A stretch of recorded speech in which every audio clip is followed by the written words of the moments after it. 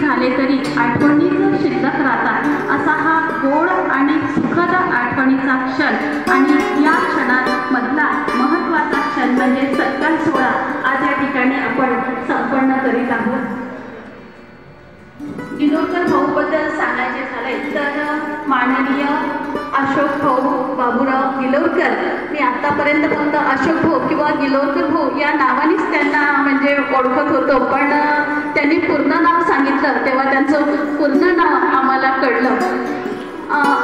अशोक भाऊंबद्दल सांगायचे झाले तर अशोक भाऊ 22/8/1985ला सेवेमध्ये रुजू झाले आणि जवळपास त्यांची 39 वर्ष सेवा त्यांनी ह्या आपल्या संस्थेमध्ये दिलेली आहे आणि आज वयाच्या 60व्या वर्षी ते शासन नियमानुसार सेवेतून सन्मानाचा सत्कार घेऊन ते सेवानिवृत्त होत आहे। अशोक भाऊ खरोखर भाग्यवान आहे।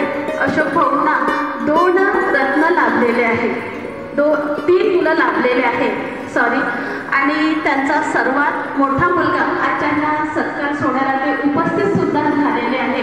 मोठा मुलगा माननीय अनुरा अशोक गिलोरकर हे civil contractor and real estate consultancy Amravati या ठिकाणी ते कार्य करीत आहे।